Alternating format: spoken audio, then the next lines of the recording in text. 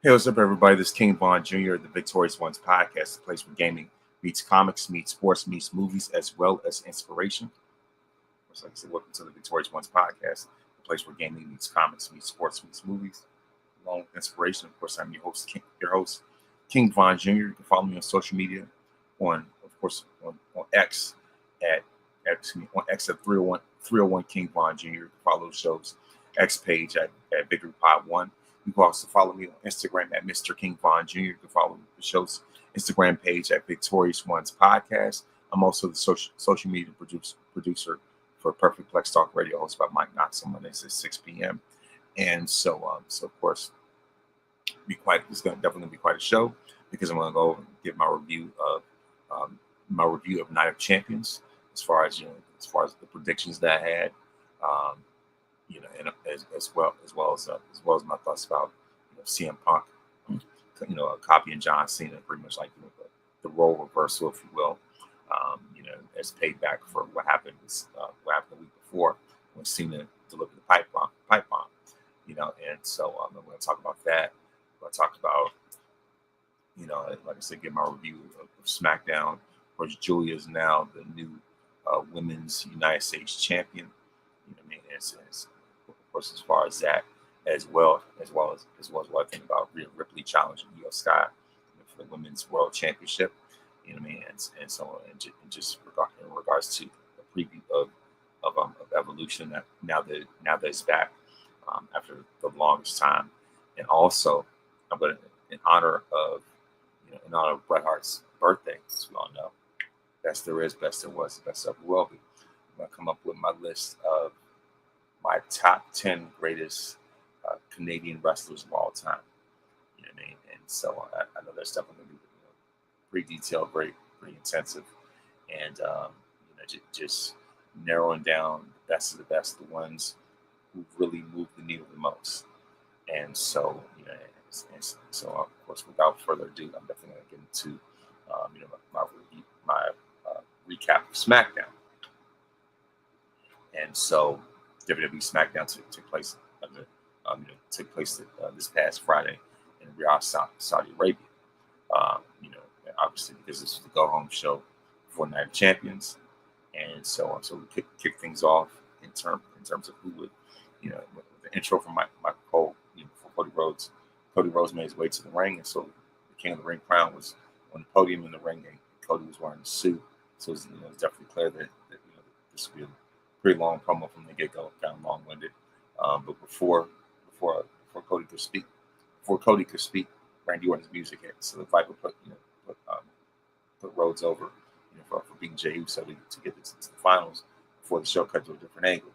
And so the funny thing is, this is a segment that experienced technical difficulties, in the arena. So all the footage definitely looked pretty grainy, and there's talks of what I heard was that there was a camel that that ate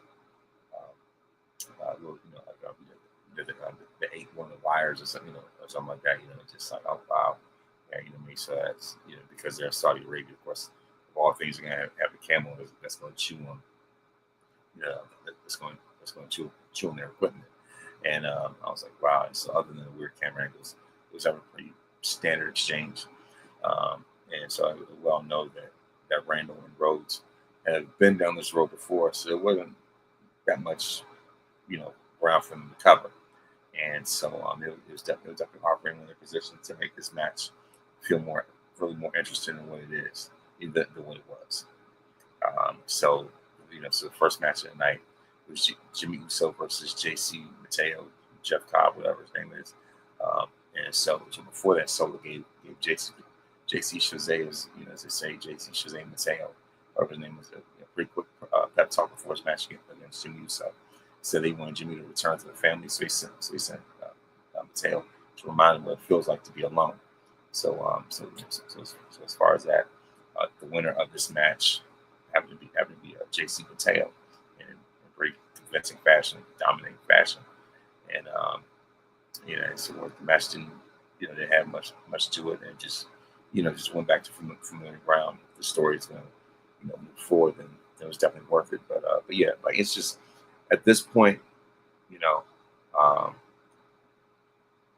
I feel as though they've, as I've said before, I've said it a thousand times, they milk everything they can out of the bloodline, and so this is just like the bloodline leftover, residue, whatever, I mean, like, just like now it's just kind of straying further and further away. Kind of like it's really becoming offshoot at this point, almost a parody of itself. In my estimation, it feels like it's going towards um, the way of the NWO. What I mean by that is that, of course, you had your original NWO, what I mean, like, of course, you had the original three, and then you went on and add a few others. But then it eventually got to a point where it outgrew itself to the point where they had to branch off and create the Wolf Pack, right? And then later on, they started having like NWO Black and White or NWO Hollywood, whatever the case is, NWO Rainbow, and NWO Indigo and Violet, and what I mean, all this other type of stuff. You know what I mean? And you might as well call it NWO Lantern Corps if you wanted to. But what I'm saying is that it got to a point where the NWO eventually outgrew itself, and it became a caricature of itself. At this point, that's what I feel. I believe that the bloodline has become. At first, it was cool when Roman was the centerpiece of the group. Like I said, when Roman was the foundation along with Heyman, Jey Uso, eventually Jimmy would fall in line. So as far as that, and so like good 2021, 22, 23-ish, run, eventually like 2021, 22-ish, type of run would eventually Sammy would join the group and sort of like injecting life into it. I mean, like, so he still falls under the umbrella of the OG bloodline, right?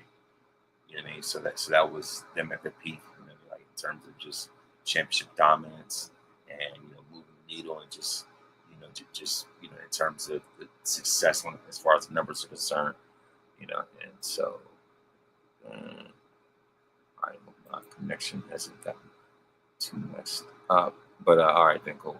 But yeah, like I said, like I said, when they were at the peak of their game, you know what I mean, like in terms of championship goals, success, and just moving the needle and just having a dominant impact on like world leaders, you know what I mean. So like I said, so as far as that, that version, of the bloodline was as pinnacle, and that, so eventually, it got to a point where Usos ended up leaving, and so of course eventually started having Solo as Roman's enforcer. Um, you know what I mean? And like it got to a point where Roman started to get beside himself. Of course, it eventually ends up losing the title, and obviously, before you know it, Solo ends up taking his place, and Roman starts feuding with with Bloodline 2.0. You know what I mean? Team Bloodline, if you will, Solo, Jacob, and Tom Matanga and Tonga Loa, who aren't even part of the original Anwani family, whatever, right? So that's like the next offshoot of the bloodline. And then eventually, of course, there was one though Roman defeats Solo.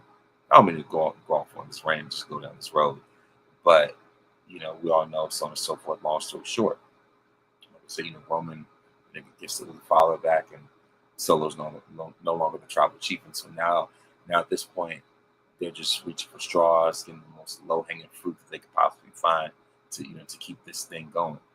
And so now it's got to the point where we got Jason Mateo, who isn't even related to the lineage. He says now that they're just bragging for anybody and anything, whatever. You know what I mean? So it's just like like I said, now it's got to the point where like I said, they're just reaching for anything, to keep this thing going. You know what I mean? So eventually Jacob Fatu, saves Jim Uso. Of course, after that, but yeah, but then, like I said, Jason Mateo was your winner. like I said, I didn't mean to, just go off on a rant like that or ramble or whatever. But yeah, that's really what it is. I feel as though, like I said, Bloodline is more than run its course. So now moving on, like I say, we have Zelina Vega versus Julia, and the winner of this match, and your new, women's United States champion, Julia. I figured that, that was only a matter of time before she gets rewarded with the championship. You know what I mean? And so, especially with her coming, with her coming from NXT, and so you definitely want to, definitely want to strike the iron while it's hot, and of course capitalize on momentum, capitalize on the star power that she had with NXT, and show that she's definitely, more than ready to be a prime time player. Because when it was her and Stephanie with NXT, it's just like they were too big for that roster. They were like head and shoulders better than the other women on that roster, and it wasn't even close. Right, so I figured that's probably a big reason, why Stephanie ended up losing the title the way that she did, and so of course Julie's made a transition to SmackDown, and now she's become a champion. Of course, not long after joining the main roster. But yeah, like I said, congratulations to Julia for that. And so, and of course, um, Jay Cargill and Asuka both came up for a segment with Wade Barrett that had the Queen of the Ring match on Saturday. Of course, Wade asked by Jay's confident that she's going to win. She said it was because she's not afraid of Asuka and sees her as an opportunity. So Asuka ends up responding, and then this is where things really pick up. Just take it to a whole nother level. Naomi came out with the Money in the Bank briefcase after talk some trash. Jade went after her. Then of course she knocked down Asuka and led to the Empress to take her out with a few kicks. And so, and I will say that that crowd was super duper disrespectful, super rude. It got especially when Naomi started talking. And the fans were chanting, "Shut the F up." I said, all right, now y'all just going overboard, doing way too much. I saw somebody online who said that Naomi needs to put a caution tape, put that caution tape over the fans' mouths, because these fans can really get reckless with their mouths. Whether it's live with chants or especially online. If anything, the IWC, a lot of people in the IWC need caution tape over their mouths. With the ridiculous, just the utterly ridiculous things that they say online. But like I say, of course, that's neither here nor there. And so of course, Michael Cole also, actually not only that, but like I said, of course, there's definitely more. This is more effective, I would say, than the men's segment because it definitely set more attention and addressed another feud process. In this case, Naomi versus Jade. And it was great to see Asuka, see her on her comeback tour, if you will. She's definitely been missed in so many different ways. And nobody can, and as great as EO is, there's something about Asuka's presence that cannot be replaced. It cannot be, cannot be duplicated or whatever. Like there's a certain void that is hard to fill.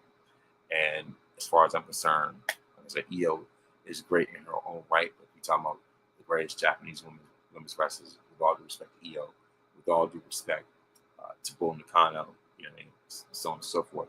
Asuka, for me, is the standard. She is the measuring stick for which other female Japanese wrestlers are measured by.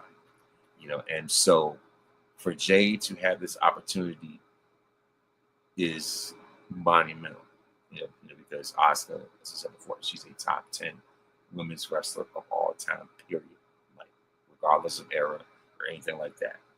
So, so for this, if anything, Jade was definitely gonna, was looking to have the match, probably the match of her career at this point.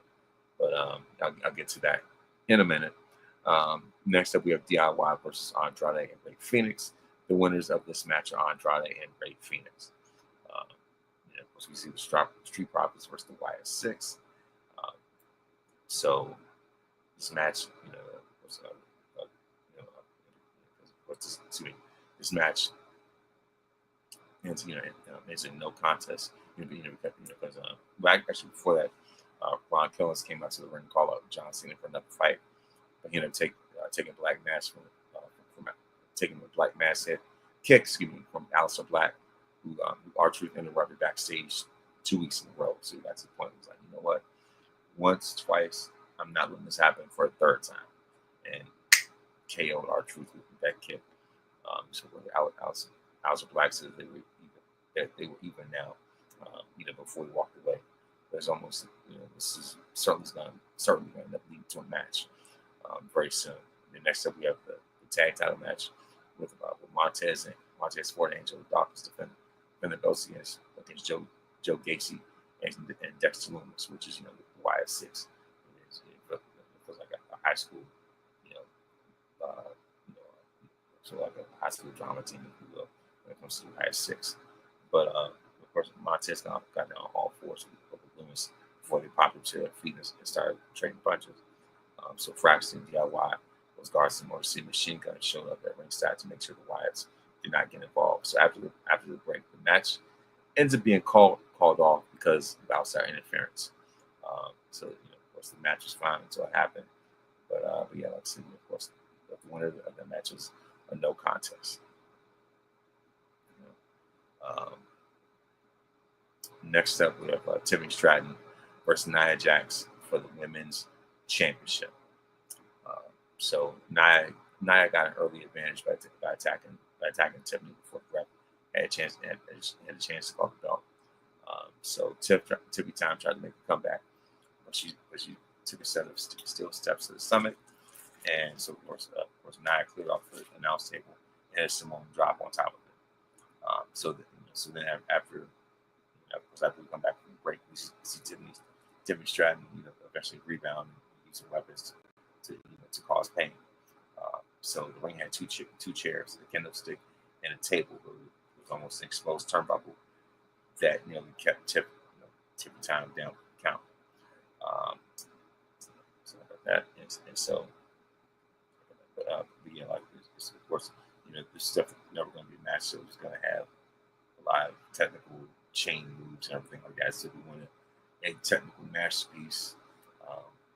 Look no further than Charlotte's matches. Charlotte's matches with Sasha Banks or even Becky Lynch. You know what I mean? So we want some technical, like I said, look no further than the Horsewoman or Asuka. You know what I mean? So we want something technical. This match was not the place for you. So of course this match was definitely as hardcore as they could possibly get, and so of course they almost got down after a pop bomb through the table, but Naomi showed up looking to cash in, and was trying to took her down with the briefcase and hit a moonsault to her and Nia Jax at the same time, and Tippy put Nia through two tables at ringside to get the win and retain, of course, retain the WWE Women's Championship. So your winner is still the women's champion, Tiffany Thomas herself, Tiffany Stratton. I know Tiffany's definitely been making some of the headlines. Definitely making some of the headlines when she told a fan, specifically a black fan, when she said "watching out, boy," and the way it came off, especially a word like "boy," that's a trigger right there. So look at it and say, it's pretty clear that Tiffany's not going to beat those allegations anytime soon. But like I said, there's neither here nor there. Yes. So of course, like I said, your winner is still the women's champion, Tiffany Stratton. Then next up, we have a segment between John Cena and CM Punk, and we see CM Punk, with it looks like a Cubs jersey. Matter of fact, it was, and so he was dressed up like Thugonomics Cena. But instead of Thugonomics, it's Punkonomics, Punk life. And I like how Punk had drug free on his brass knucks, which is a tribute to his lifestyle that he's always preached about. You know, so SmackDown ended with the final in-ring segment with John Cena and CM Punk before they met for the WWE Championship. The very following day on Saturday, and we saw that the week before Cena stole Punk's pipe bomb during a recent interaction. So CM Punk decides to turn the tables, flip the switch, if you will, to do the same thing. He came out dressed up like economic Cena. And of course, somebody mentioned that even though nobody can hear it blatantly, CM Punk whispers to John Cena. He says, "I'm gonna miss you." You know what I mean? So yeah, like I said, like when you put Kingmaker to the side, like I said, these are real people, and so of course, John Cena definitely deserved that. So as far as that is it when it comes to wrestling. For SmackDown. Now moving on to Night of Champions. I must say that out of these 6 matches, I went 3 for 3. So the match card was Sami Zayn versus Karrion Kross, a street fight between Rhea Ripley and Raquel Rodriguez, versus the United States Championship match between Jacob Fatu and Solo Sikoa. There's the Queen of the Ring tournament featuring Asuka and Jade Cargill, and you have the King of the Ring, a men's tournament with Cody Rhodes versus Randy Orton in the finals, and then finally, of course, the Undisputed WWE Championship match. Of course, we have CM Punk versus John Cena. And I must say that the way that Randy Orton sold that Cody Cutter, I mean, that just seals it all. I mean, if anything, I would say that this, like I said, I mean, it's like I said, sorry about that, but yeah, like I said, it's okay. Definitely a great card, you know what I mean? Like nonetheless, anyway. But yeah, like I said, the fact that we're in 3, like I said, I'm not mad about it whatsoever. So it's like kicking it. Of course, looks like we can kick things off. With the WWE Championship match, Undisputed WWE Championship match. CM Punk, actually not the WWE Championship match. We have the King of the Ring final, Cody Rhodes versus Randall Keith Orton. And I like how not only the fans start singing along with voices, but for Orton's, of course, for Orton's entrance. As soon as he gets to that middle rope and does his pose, in the background you can see pyro coming down, like rain or something. The same way that they did for his Legend Killer entrance. They did that in Saudi Arabia, and clearly people in Saudi love Orton, And this was definitely great. King of the Ring finals match. You know what I mean? So I feel there was nobody better than these two, and they definitely put on a clinic. They put on a masterpiece for sure. And so, it's definitely a very cool match. As you can see, both of them have frustration, the ability to keep the other one down, and so of course, as the frustration goes, we saw Randy Orton revert to the Piper pole, teasing trademark Punk, much like how at WrestleMania 8, Piper teased the idea of going back heel. Eventually, he put the belt down, and started fighting fair and square. But that's another story. Of course. But yeah, of course, like I said, this match, itself, it was a great way, to really kick off the action. We saw that, Cody Rhodes, shows great ring awareness, avoid the turnbuckle, sent Randy Orton to deliver a crossroads for the win. but it was, like I said, it was definitely more than crossroads to keep Randy Orton down, and it clearly showed. You know what I mean? And so, man, this is the Viper versus the American Nightmare. In the end, the American Nightmare ends up winning. And now, say hello to your new 2025 King of the Ring, Cody Rhodes. And so we also have a Yard Boulevard street fight between Rhea Ripley and Raquel Rodriguez. You know, and they both had on, Catwoman gear.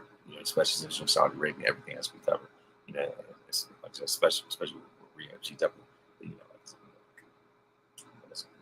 I said, as far as that, like I said, she definitely looks like Catwoman. When it comes to all that leather. But yeah, I mean, like I said, as far as that, going to this match card, like I said, of course, next up we have a street fight with Rhea Ripley versus Raquel Rodriguez, and Rhea Ripley finally defeats. She finally defeats Raquel with an avalanche riptide, much like how they do on WWE 2K. You know what I mean? And so of course, Rhea definitely pulled out all the stops to make Raquel look that much better. And next up, we have Sami Zayn versus Karrion Kross. This was definitely, a grudge match, grudge battle, if you will. And the winner of this match, none other than my man Sami Zayn. Next up, we have the United States Championship match, Jacob Fatu versus Solo Sikoa. And this was also the debut of Hikuleo, who's another member of this dynasty, if you will. At least by way of Haku. But yeah, you know what I mean? Like I said, Solo tried to pull out all the stops. And Saturday was to defeat Jacob Fatu to win the United States Championship, the first single title of his career. And of course, we saw the arrival of Jason Taylor continue with the return of Tonga Loa. I think he was going to be out for a while. Of course, before culminating in the debut of Hikuleo, unnamed right now by the commentary team. So I definitely look to see big things. Actually, if anything, just great things in the future. Of course, as far as that's concerned, when it comes to Hikuleo, officially joining WWE. So I look forward to that. Even though me personally, I would have had, I would have had Jacob Fatu, still be the United States champion. So much for that prediction right there. But yeah, like I said, Sami Zayn his grudge match against Karrion Kross. The winner of this match, none other than Sami Zayn himself. And we also have, I was talking about before, the Queen of the Ring final, Asuka versus Jade Cargill. Congratulations to Jade, for becoming the official 2025 King of the Ring. And I was like, absolutely. But yeah, like I say, congratulations to Jade Cargill being 2025, Queen of the Ring, excuse me. Like I said, she's a 2025 Queen of the Ring, and this is definitely a great litmus test for Jade, to go toe to toe, as I said before, with a legend like Asuka. It's just like you have no other choice but to improve, and she's definitely been making a few moves recently.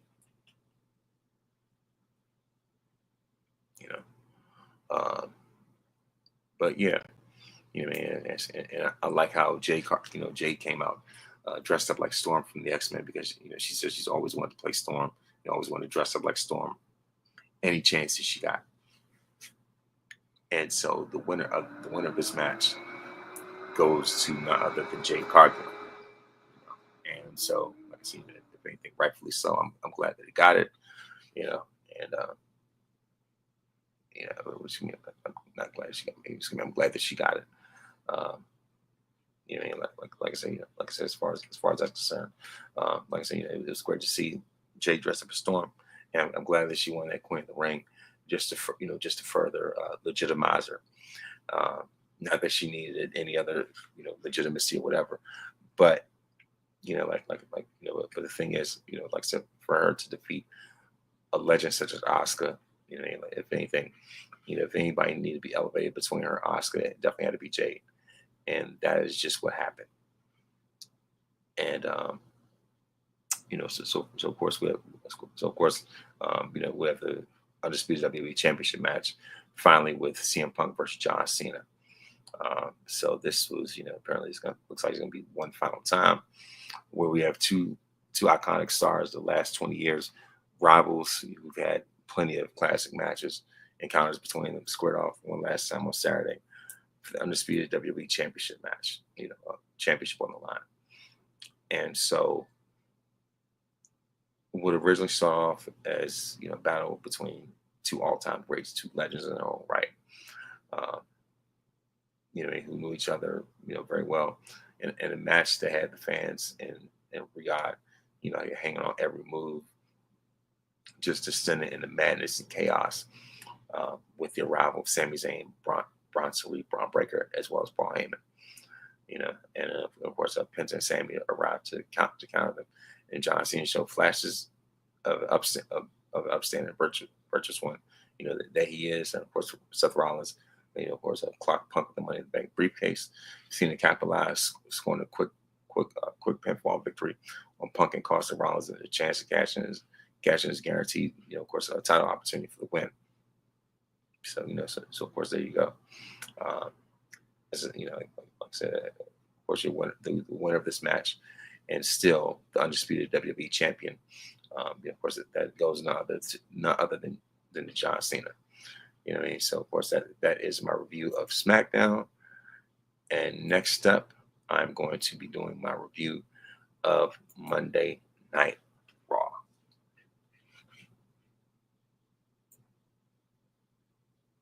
And this week's Raw took place 2 hours sooner. And so we see Rollins and whatever his crew is, as Heyman holds up the briefcase, and of course, Seth Rollins, is definitely making his intentions clear to become the new WWE champion. But the thing about Seth is that when he's the main focus of the measuring stick, we have a problem, and so how can I say this? Seth wants to dethrone Roman so bad, but he can't even put in the same numbers, that Roman did while he was on top. You know what I mean? It's just like, Seth Rollins is a great hand in the ring, but when it comes to being the flagship star for the company, in the long run, I really don't see it. But that's another story. We have Penta and Sami Zayn versus Braun Breaker and Bronson Reed. We also have the World Tag Team Championship match with New Day versus the Judgment Day. Of course, we have the Rhea Ripley promo, the Gunther promo, where he continues to go off on Goldberg, an announcement from Raw General Manager Adam Pearce and SmackDown Manager Nick Aldis. And so Rhea Ripley kicks off Raw. Of course, before Rhea could even talk about her evolution plans, the women's world champion Io Sky interrupted. Joined the former title holder in the ring, and so of course, the Genius of the Sky informed Rhea that Raw General Manager Adam Pearce gave her the right to choose who she wanted to defend the title against on July 13th.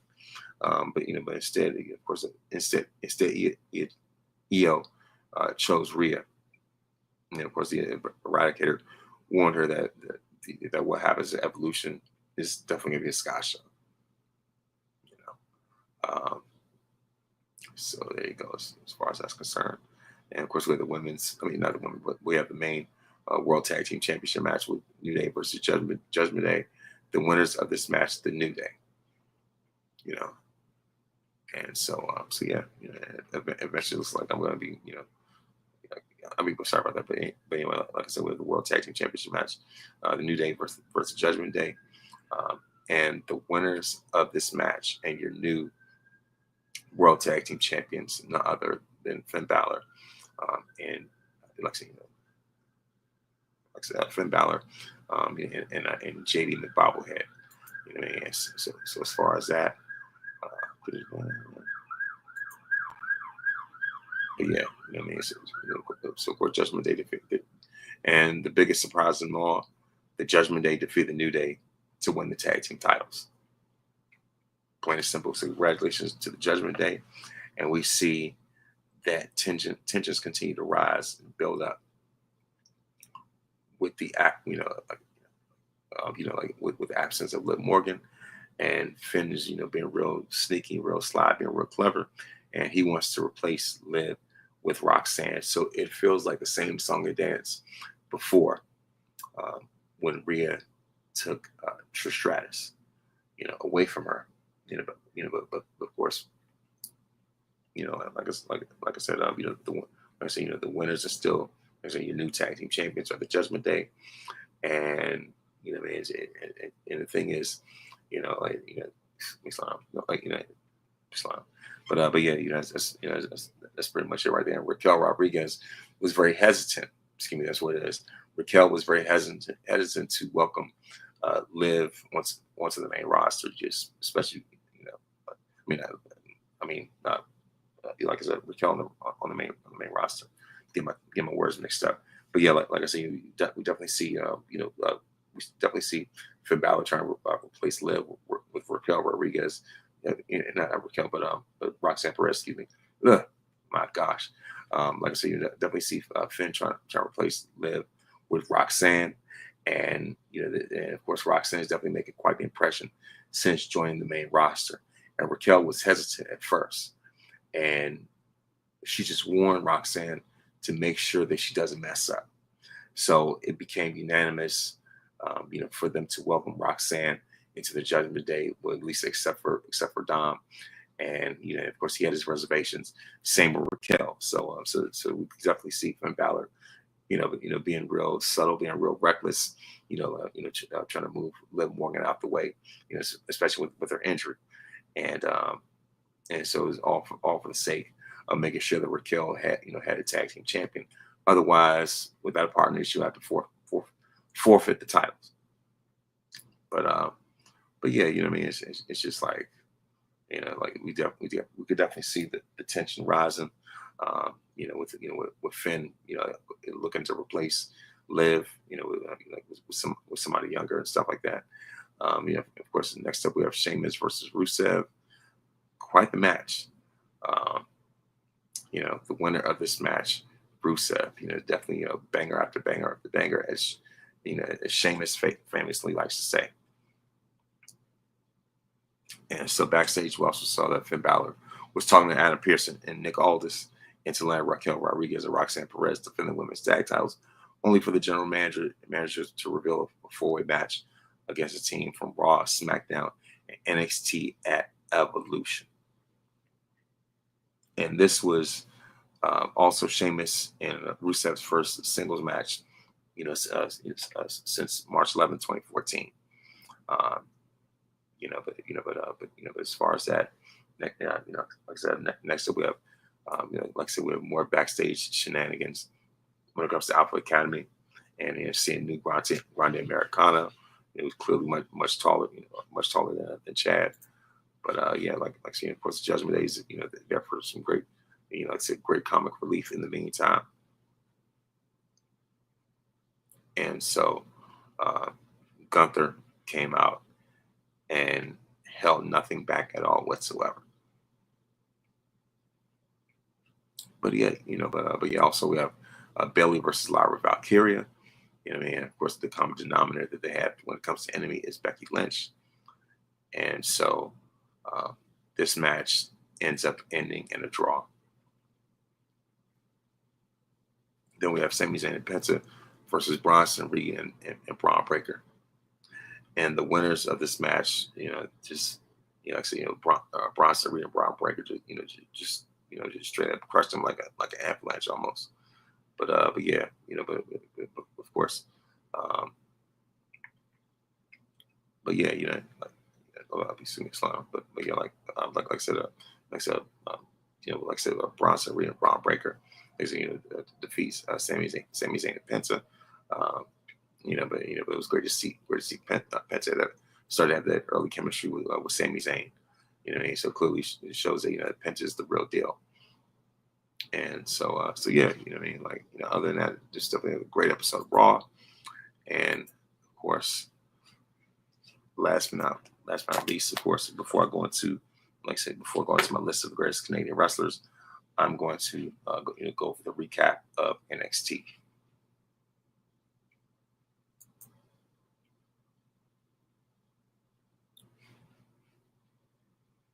But yeah, as far as the NXT card, we have the number one contenders match for the NXT Championship. We have a Jasper Troy versus Yoshiki Inamura. We also have, Miles Bourne versus Lexis King, Joe Hendry versus Wes Lee, and the winner of that match goes to Joe Hendry, because I believe in Joe Hendry. Like, come on now, you know what I mean? So now,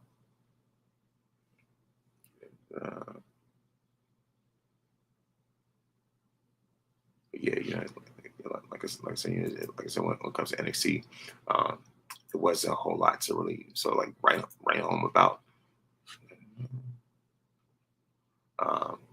And however, of course, there was a promo, between Tony D'Angelo and and his backstabber, if you will.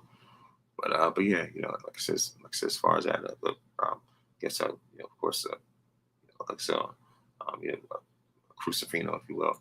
But yeah, as far as that, we see Luca Crucifino finally spoke, and he says he wanted to put all this stuff to bed and ask Tony D'Angelo to come to the ring so they can talk. D'Angelo definitely has an issue with Crucifino, as he called the Don to the ring. D'Angelo says that Crucifino screwed him and cost him the Heritage Cup championship. And so as Crucifino says, D'Angelo talks about loyalty. Like I say, loyalty. Finally, they can talk about loyalty. Crucifino lists all the things he has done for the family, and of course, Stacks walks down the ramp and thanks Crucifino for helping him and helping him in his match. And D'Angelo gets to Crucifino's face. Crucifino decks D'Angelo, and Stacks rolls in and puts his arm around him. Crucifino decks Stacks, and Crucifino says his loyalty lies with himself, and as he walks off. The next day, we have Miles Bourne versus Lexis King. The winner of this match, Miles Bourne, well deserved. We also have Laney Reed versus Thea Hale. The winner of this match is Laney Reed. It looks like they're really, really getting serious, and like Islam. But anyway, but yeah, like I said, we have Izzy Dame and Tatum Paxley versus Soruka and Zarya. Izzy Dame and Tatum Paxley get the win, if not sort of a surprising fashion as well. And of course, we see that Mike Santana face off with Joe Hendry as well. You know what I mean? Of course, especially with them being opponents at TNA Slammiversary.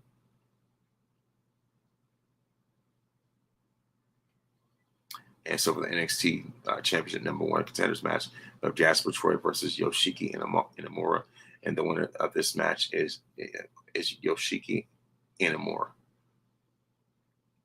Next up, we have Jordynne Grace, getting straight to the point, and she's been, she said, and of course, Jordynne Grace says getting to the point has been the hardest things that she's ever done, but it's been worth it. So of course, Jordynne Grace, puts over the women's locker room and the Evolution PLE. Of course, as the crowd continues to chant her name, as she admits to being insecure about it, if insecure about whether or not she deserves to be there, the fatal influence interrupts her. Then we see the NXT Women's Champion Jacy Jayne, and just berate Jordynne Grace for not being worthy. And where Jane says that everyone keeps saying that she's the most beatable champion in history, but she's at the top of her game. And of course, Jacy Jayne says that Jordynne Grace and Blake Monroe both think they could walk in there. Excuse me. But yeah, she was thinking that, saying that, Jordynne Grace and Blake Monroe think they just walk through the door and do whatever they want. And of course, Jordynne Grace tells Jacy Jayne finally to shut up. Something that we've all been waiting for. Then, of course, Jordan says she's going to become the NXT Women's Champion, and then Jacy Jane takes a swing at her. Of course, obviously Jordan blocks it and knocks Jacy Jane down. Fatal Influence attacks Grace, only for Blake Monroe to make the save. And of course, and afterwards, NXT GM Ava walks out on the stage and books a tag team match, for the following week.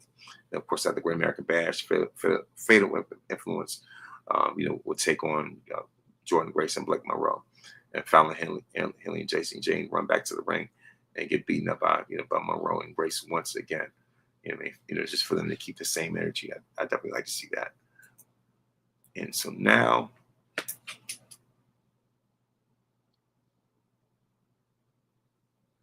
like I said, when it comes to Night of Champions, the king of the ring is the American Nightmare, Cody Rhodes, and the queen of the ring goes to, well-deserved, very much deservingly so, Jade Cargill. And, of course, I know there's still a lot of Jade Cargill haters, especially with the way that pin turned out. Mistakes happen, but the thing is, even some of her biggest skeptics can see that she's been making, she has been making improvements, just by leaps and bounds. You know what I mean? So as far as that, I will say,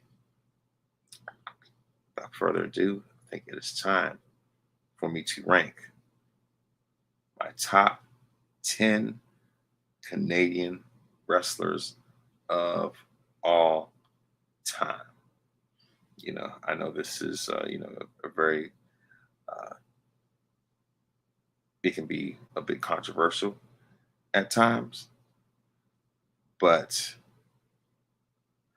I would say that these are some very respectable picks that I have on this list. So,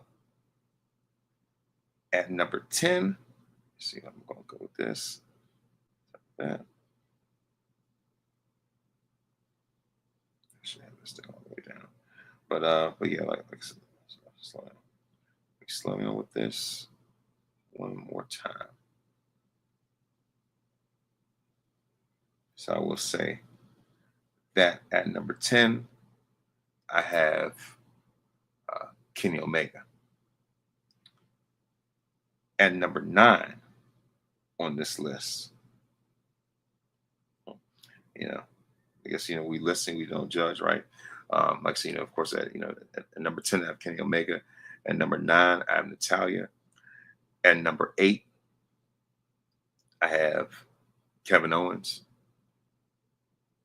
At number 7, I have Owen Hart.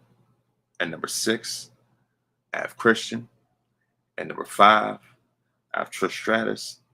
At number 4, I have Edge. At number 3, I have Roddy Piper. And number 2, I have Chris Jericho. And number 1, I have Bret Hart. So, like I said, so as far as that, those are my top 10 Canadian wrestlers of all time. Like I said, 10, Kenny Omega. 9, Natalya. 8, Kevin Owens. 7, Owen Hart. Number 6, Christian. Number 5, Trish Stratus. Number 4, Edge. Number 3, Roddy Piper. Number 2, Chris Jericho. And number 1, Bret Hart. So that is my list, especially since this is in honor of the Hitman's 68th birthday. I've done, a number of Bret Hart related episodes. And of course, for those that want to listen to to those, you go, like I said, always check out subscribe to the Victorious Ones podcast on YouTube, iTunes, Spotify, anywhere else. But yeah, like I said, that is my list of that is my list of the top 10 greatest Canadian wrestlers of all time. And so that is pretty much a wrap for tonight's show. And so, of course, before I go, I'd like to give birthday shout outs. Of course, on June 26th, Derek Jeter turned 51. June 27th, her turned 28. Of course, on June 29th, Kawhi Leonard turned 34. Charlemagne turned 37. Turned 47. Excuse me, turned 47. Of course, on June 30th, Iron Mike Tyson turned 59. Terry Funk would have turned 81. Of course, on the same day, Cody Rhodes, the American Nightmare, just turned 40 on June 30th. David Allen Greer from In Living Color turned 69 on that same day. Fantasia, of course, also celebrated birthday. She turned 41. Of course, on July 1st, Missy Misdemeanor Elliott, Rock and Roll Hall of Famer and hip hop legend, and Trailblazer turned 54. Of course, on July 1st, Evelyn Champagne King turned 65. Pamela Anderson, of course, Pamela Anderson turned 58. Dan Aykroyd turned 73. And of course, on July 2nd, today, Bret Hart turned 68. And of course, also Thurgood Marshall, also will celebrate a birthday as well. And also on July 3rd, Tom Cruise turned 63. And of course, that's it when it comes to the birthdays.